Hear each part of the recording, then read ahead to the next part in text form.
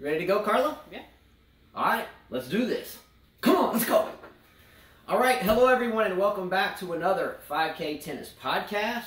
We are still very early in this 2019 ATP and WTA season, and here we are at our 7th show. They've played a lot of tournaments, though, for the season just to start. Way to dig deep, Carla. What? 7 shows already? Yeah. That's what I'm talking about. Let's go. All right. So I'm ready for this one. I'm pumped up about this show. We got the new background, and we'll get into that in a little bit. So I'm really excited about today. Hopefully all of you are as well. So this is a direct continuation from our last show. So if you are new to this show, I will put a link above. That should come across the top of the screen. So if you missed the last show, you can click that link and catch up on any topics, any discussions, or any comments from viewers that we may discuss. All right? Ready to go? Yeah. All right. So I as well will put a link above about our tennis racket giveaway. Again, if you are new to the show, Carla and I always do a tennis racket giveaway for the 4 major tournaments. So as we all know, the Australian Open begins, or at least the draws come out in 4 days. Well, the qualifying round's already started. They're almost done with that. Correct. And Yeah. we're going to discuss, I think, some of the early Yes. quality losses or wins today. So I will put a link above on the rules and what you need to do to qualify to win that tennis racket. So make sure you watch that so you will know where to put your picks in, as well what the rules are, and when the lock or when the tournament entries lock for those that want to try to win that tennis racket. After the first ball is struck of the first round for both men and women, if you haven't got your picks in, then you will not qualify for the racket giveaway. So check out that link above for that. By the way, please subscribe to our channel. Carla and I always like to think that we are getting better. This is the 2nd year we've done this show. So sometimes, you know, as tennis players or coaches, we grade ourselves in terms of getting better by maybe wins or less unforced errors. In this sense, I think we grade ourselves on how many subscribers that we can achieve or attain, right? Well, it's not our 2nd year. We started back in July. So Well, we haven't even done it for a year yet. So this is our 2nd season. Yeah. How about that? There So you go. 2nd season. Yeah.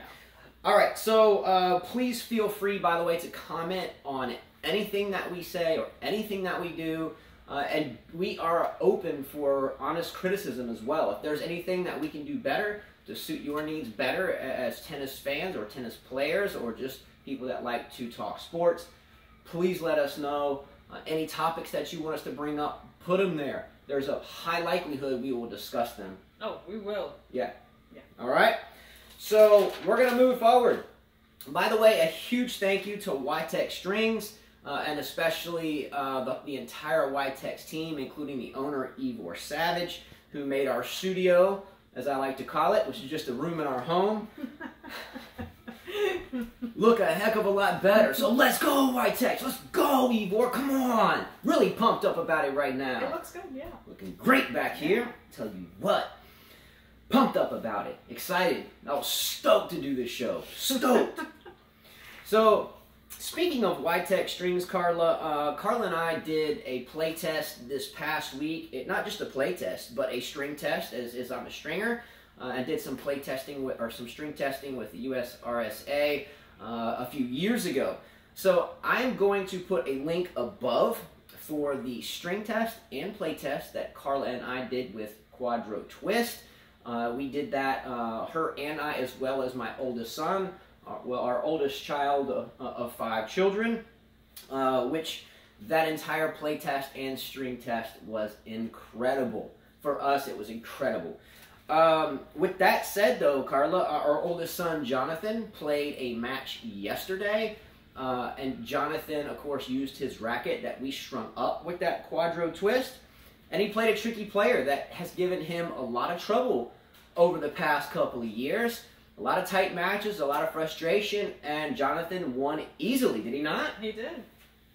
So I only mention this because my oldest son, again, oldest of 5 children, has always struggled to generate a lot of spin. He's always hit very flat from the serve to his game. Hits long sometimes, or maybe a lot, tries to paint the line deep in the corner and kind of misses it too flat to.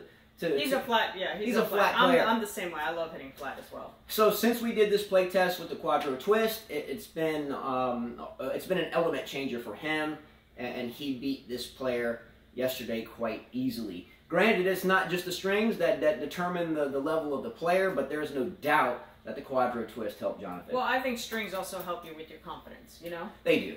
So confidence booster and it's mental. Sometimes it's mental. You need something something in the game to help you out, and I think the strings do help. Yeah, the strings gave him a confidence boost, and there's no doubt it gave him height, clearance over the net, and depth. Yeah, I think his opponent was saying, "Why are you hitting the ball so deep? You don't usually hit it like that." Yeah, so yeah, his opponent was the more irate of those two yesterday.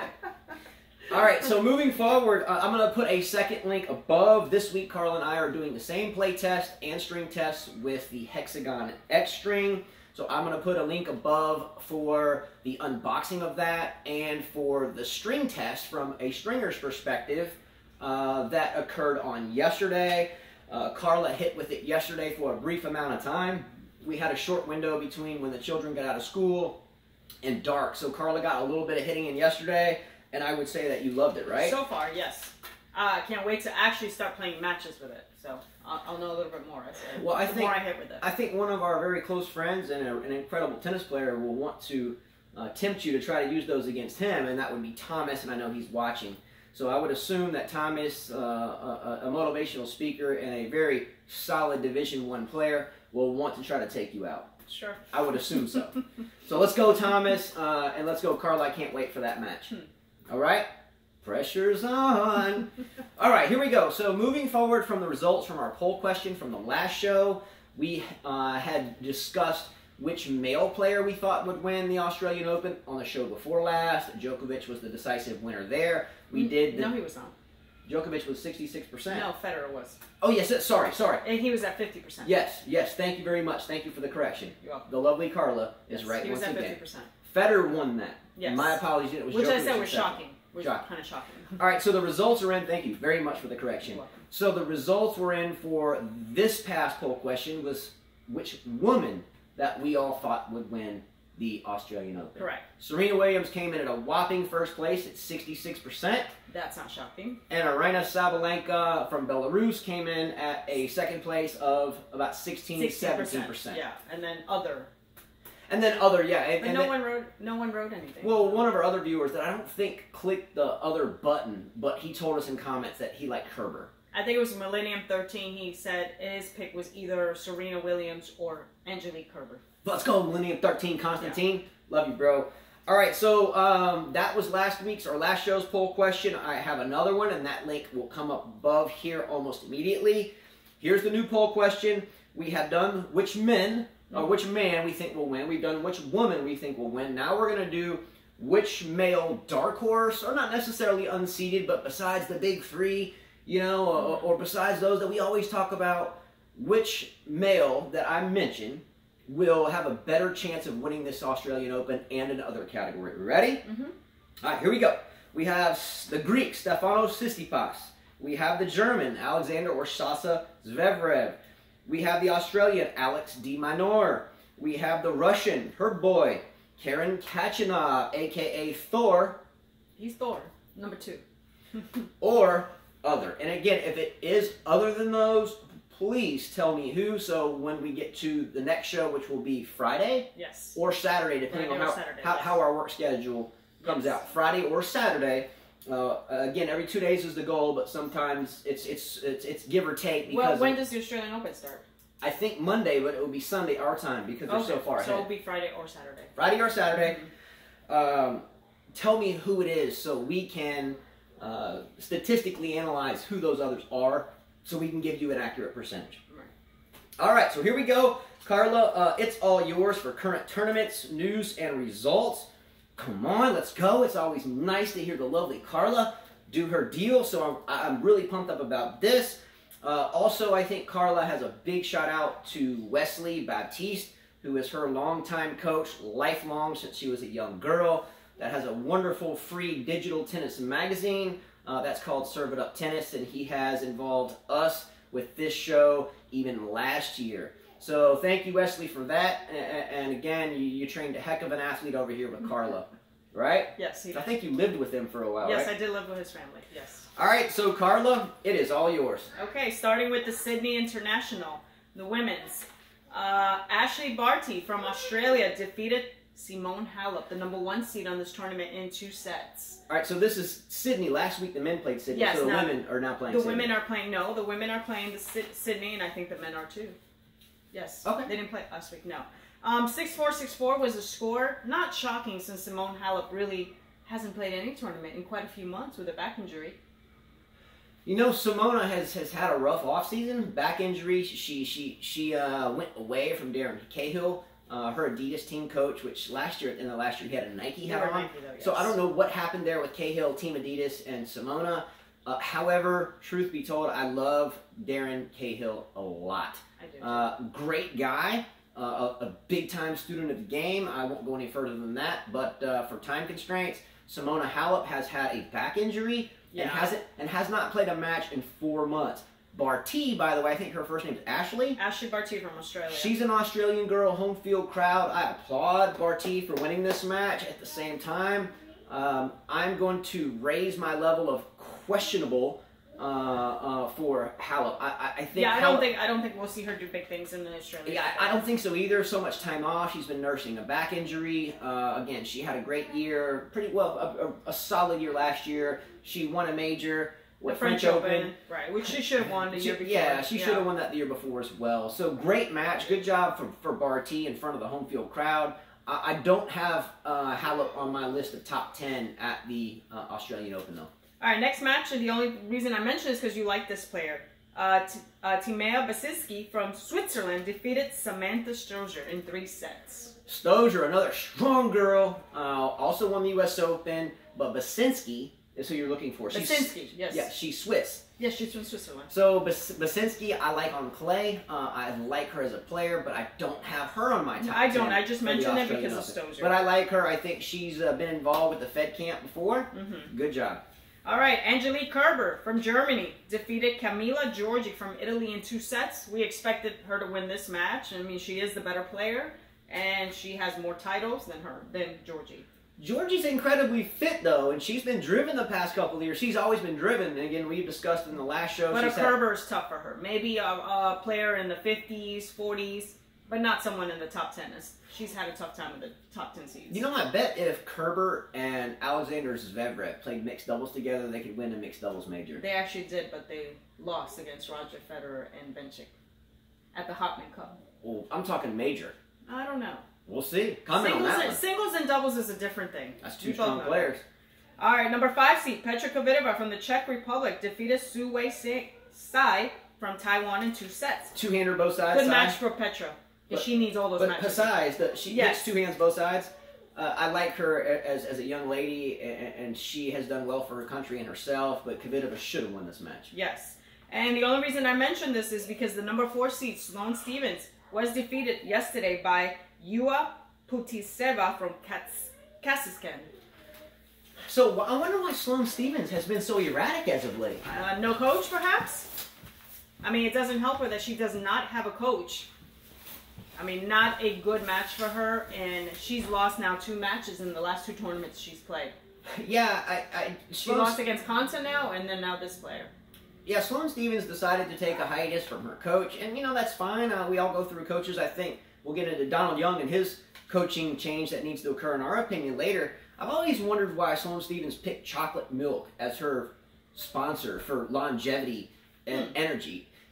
Question. Here's a poll question I'm not going to put up, but let's comment on this one. If you're a tennis player or a coach or a fitness trainer or anyone for that matter that pays attention to health, if you're playing in a tennis match and you go sit down in between games and change sides, you're going to chug a bunch of chocolate milk? Is it chocolate milk or just milk? I don't know. I think. But even milk in itself, why would you even? Don't get that. Moving forward, hey, I know when I'm deep in a 5th set, the last thing I don't even drink much milk at my age. Just moving forward, hopefully the best for Sloane Stephens. Next tournament was the Hobart International round of 16. Sophia Kenin from the USA defeated in 2 sets Ans Jabeur from Tunisia. Good job, Kenin. Yeah, she's another up-and-coming American. Yeah, so. and you like Kenin for a while. I do. I mean, she reminds me a little bit of her and Anisimova, but Anisimova is the better player. Yeah, you've liked Kenin for a while, but good follow. I don't know if I would have put that notable match down. I have to, because this is a small tournament. There's not many top players in this tournament. Well said. Next tournament. She's liked Kenin for a while. Number 7 seed, Kirsten Flipkins from Belgium defeated Victoria Kusimova from Slovakia in 3 sets. And we know both of these players. Two good players here. Flipkins is a long-time veteran and fun to watch. So good for Flipkins. She could make a quarter at the Australian Open. She could. She could. Going on to Sydney International, the men's number 1 seed, Stefanos Tsitsipas from Greece defeated Guido Andriossi from Argentina in 2 sets. So Tsitsipas is 1 seed there? He is. Okay, so the field is rather slim, but nonetheless, good win for Tsitsipas. He is involved in our poll question that we mentioned earlier. Does he have a chance at the Australian Open? We'll see. Number 5 seed, and I watched this match, Alex de Minaur from Australia defeated Riley Opelka from USA in 2 sets. I actually thought, good shot. This American kid had a great serve. Yes. And I was not. He's impressed with Alex de Minaur. I'm not. Okay, hold on real quick. First of all, de Minaur and Opelka were both solid, staunch junior players.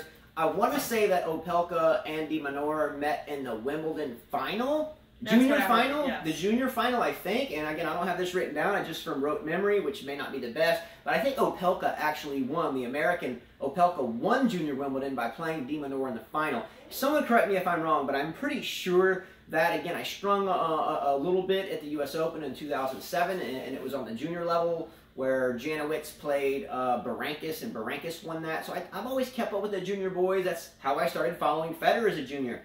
I don't want to overplay Opelka. He's a good player, but I think even though Opelka, I think, won that match then, I think de Minaur is a better player now. Obviously, yes. Number 4 seed, Gilles Simon from France defeated Sam Querrey in 3 sets. I like Querrey. Come on, I like him, but geez. I like Querrey. Querrey is very tough to play like an Anderson or a Karlovic or any of the big servers. Isner, if their first serve is at 80%, 78, 85%. But there's such a big discrepancy between these big servers, first serve and second serve. If they're serving at a low first serve percentage, their second serve is therefore exposed. So it sounds like it was just another telltale Querrey match. Yes, it was a close match. You know? On to the Auckland Open, round 16. Cameron Norrie from Great Britain defeated João Sousa from Portugal in 2 sets. Sousa. So he's having a good run. I mean, he's winning several matches. I mean, isn't he like another prospect, like new next gen, whatever they call it? Yeah, I mean, I would say so here. I still don't have either player going into the second week of the Australian Open as we get this close to draws being released.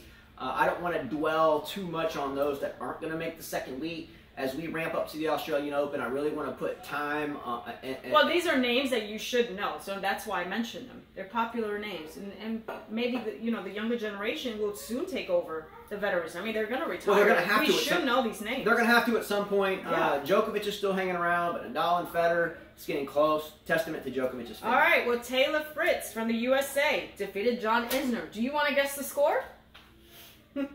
In 2 sets.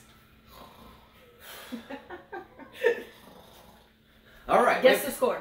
Okay, if it was Isner playing? Well, Fritz beat Isner in 2 sets. It had to have been 7-6, 6-7, 7-6, 900. It was 2 sets. 943 to 941 in the deciding set, right? 7-6, 7-6. Oh!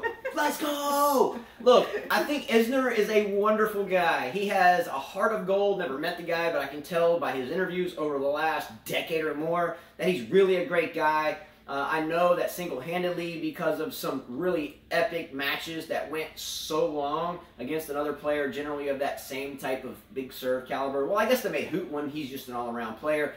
But I don't know how to say this, but anytime I watch John Isner play, or Karlovic, or give me another one, Querrey, give me another one, Anderson, the list goes on. I can automatically assume it's a 7-6, 6-7, 977 to 975 match. I can almost assume that. Furthermore, I think the game has changed from a tiebreak perspective because of just a few players, which I don't care for. We've talked about this before. Moving forward, I'm glad that Taylor Fritz won. I like the way he looked, like him, yeah. but not a shock it went 7-6, 7-6. Yeah. I only mention this because this player is retiring. Number 4 seed, Paulo Carreno Busta defeated David Ferrer. It was 1-1, and David Ferrer retired due to a calf injury. This is one of his 6 farewell tour tournaments, so not good for Ferrer. Well, we read a lot of literature about Ferrer in the off season. I think we all thought his tournament playing was over last year. No, he said he was having a farewell tour. Okay, so his last tournament is in Madrid. So he has 5 more. He did write a statement that says, I can only play 2 matches now, and I hurt after that, and I can't go on. He just proved it. He just proved it. I know this feeling at 41. I've played the game since I was 2. We have a picture over there of me at 2 playing. You can't see it. But this day and age, if I play, say, against Carla 2 out of 3 sets a couple days in a row, I'm limping for about a week after that. So, good job, Ferrer. I'm sorry you had to withdraw or retire or default. But you've been a steward, and you deserve to be in the Hall of Fame. Definitely. Don't let anybody tell you differently. Let's go, Ferrer. Come on! All right, moving on to the qualifiers at the Australian Open. I'm just going to mention some winners. Félix Auger-Aliassime. He won? From Canada. He won his first qualifying match. Lucas Rosal, Victor Troicki, and Ty Mrs. Kokakis. All won? Yeah, they all passed on to their next round. They haven't made it yet. Come on. Everybody out there, we have a lot of Serbian viewers in Serbia. I love Troicki. He's been through some rough times too, on and off court. I wish the best for Troicki. Don't forget that Jarko Tipsarevic is going to be somewhere in the mix at this point. I like him too. Yeah. I like him a lot. I enjoy watching him. Félix Auger-Aliassime, the young Canadian player, again, I think he has a better shot, even going through the qualies, than Shapovalov has in the main draw. So for me, she's been a Shapovalov fan for a while now. I don't care for someone that hits the one-hander, opens wide open. I hit the one-hander, drive up the line. I remember back in the days when I was learning how to play tennis in the 90s. Don't hit your forehand open stands. And now almost everybody hits it like that. Things change. Remember that. Tennis advances. It changes. That's a topic. Within time. That's a topic for another video, time constraints. But go Félix Auger-Aliassime. I love you, bro. I love you. Losses. Notable losses. Marco Bagdatis. Tommy Robredo. And Donald Young. I watched this match with Donald Young. He had the first set. Wasn't he a racket smasher that match? Won the first set, and then something happened. Lost the next two sets back, and he smashed his racket. Has some words with the umpire. I've never seen a racket so smashed that you could see the white on the blue court.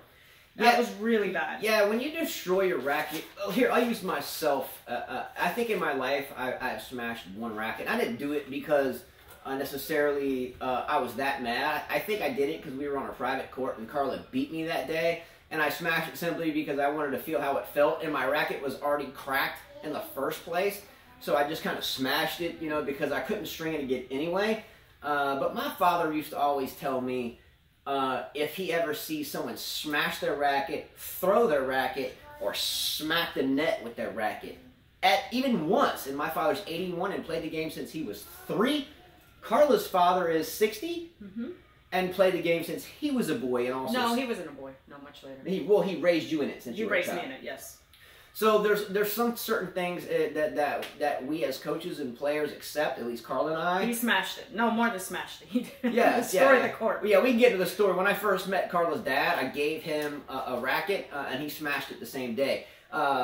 Not playing me, someone else. But nonetheless, racket smashers, who needs it, man? And then when you destroy the court... The court was destroyed. I'm sure he'll be fine. Come on, I'm sure he'll be fine. He should be fine. All right, let's go. No need for it. Women's, there's only very few notable... One notable win is the young Canadian, Bianca Andreescu. Her opponent retired. Her opponent retired, and she was up 6-1. So we talk about Andreescu. She's another Canadian, She moves on right? to the next qualifying. She's another Canadian, right? Yes. She's a strong girl with the likes of Sabalenka and Sarenko. Watch out for Andreescu. She's got a shot. And then 2 losses. Sabine Lisicki will not be qualifying for the Australian Open, nor Bira Savonareva. Oh, I love Lisicki. She was on my bad. She was on my fantasy team twice last year, and Savonareva, hey, she's earned her keep. I'm sorry you lost, Vera. You're a great player, and you deserve to be in the Hall of Fame as well. All right. Well, I want to give a shout out to my longtime coach, Wesley Baptiste. He has a free monthly digital junior tennis magazine. And if any viewers here are interested, you can go and sign up to serveituptennismagazine.com. A new issue will be emailed to you every month. And also, if there's any juniors out there that want to get their tennis stories out, or tennis videos, or even pictures, just contact them. They love to put stories of up-and-coming juniors. We had our daughter featured in the magazine. Yeah. Quite a few, I think it was last year. So last year, again, Wesley Baptiste from Serve It Up Tennis this is a free magazine. It's free, yes. It's absolutely free. He has featured our 9-year-old daughter, Liliana, who hits a one-handed beautiful backhand last year. Wesley trained Carla as a young girl. You actually lived with them as a child. I did. This is a stand-up guy that really cares about the game and those that coach it to our children. So please check it out. Please check out Serve It Up Tennis. And this isn't a sponsorship. This is family. It's not a sponsorship. This is family. This is family. And also, he has a YouTube channel. If you want juniors, you want to see tennis tips or tennis videos, go up to Serve It Up Tennis on YouTube and subscribe to his channel. All right, we good? Thank you, the lovely Carla, for your scores, analysis, and as always, a very job well done on your research. Let's go. Love it a lot. Thanks again to Wesley again for showing or putting in your magazine. Our daughter last year was standing ovation. And I will add on the description his link to his website. All right, so let's go, Wesley. Let's go. Don't forget YTEX Strings. Let's go. So we're going to move forward to the health tip of the day. The health tip today is stretching. Okay? It's absolutely mandatory, no matter how young, no matter how old you are, that we stretch. Recently, we have met a Division I coach and player, and Thomas Blackwell, didn't know him from Adam. And the first day, even he came out to the court, stretching and mini tennis. I'm an expert at injuries. I've had so many over my career. Carla has been luckier in the sense that she has not, but she has always been the stretcher in the house, has always been the mini tennis person in the house before we get to the baseline. Never pass up an opportunity, never be in too much of a hurry to stretch, or never be too shy to play a little mini tennis at the net before you back up. Okay? Yes. Find what muscles bother you the most. Find what tendons hurt you the most. And find a stretching regimen that will enable you to play the best that you can injury-free. It will not disappoint, am I right? And you should start out at a young age. I mean, you should be stretching every part of your body, your hamstrings, your quadriceps, your biceps, your shoulders, everything. And then that little short period at the net when you're playing some mini tennis, the abdomen, the knees, the legs, everything's getting warmed up there. Don't ever pass up an opportunity, or don't be too shy to do what a lot of players call pitter-pat tennis at the net, which is ridiculous. It actually improves your game. It improves your game, tennis actually and it's much better. Yeah. All right, so that's it, guys. Great show, Carla. Again, vamos. Let's go. You did an awesome job as always. Thank you, everyone, for watching. Click a like below. Subscribe below, or subscribe to our channel, and share our videos. If you wish to contribute to our channel, there is a PayPal link below. It is not for our pockets. Granted, with 5 kids, I think anybody can use extra pockets, but that's not what it's for if you think so. We do prize giveaways for every major tournament, and Carla and I would like to incorporate this into ATP 1000s and into WTA premieres. I know us and YTEX have discussed this, and we're working on it. But for now, if you wish to contribute, that's what it goes for. So we'll have the clay season shortly, or we'll have a short hardcourt season coming up first. Indian Wells, I think. Sony Ericsson, I think, comes up. Well, we're going to do all the tournaments. So. And we're going to do all the tournaments, but we would like to do giveaways, prizes then as well. But right now, it's all out of pocket for us, so we'll stick with the majors at this point. Catch up with us on Facebook at 5K Tennis, or at Justin space Carla with the C space Davis. Facebook 5K Tennis, or Justin space Carla space Davis on Facebook. Twitter, which is all Carla. It's 5K Tennis 1. 5K Tennis 1 on Twitter. I'll never see it. And email 5ktennis@mail.com. Plus, we'll add it also in the description. And don't forget about Instagram at 5K Tennis as well. Also, we have email at... I just mentioned it. 5ktennis@mail.com. Yes. So, as Carla always says at the end of these shows, I really like to, put my pen down and step back and kind of watch this. Why? Because it's really fun to watch. Right. Okay, so as Carla always says, adios. Great job. Way to go.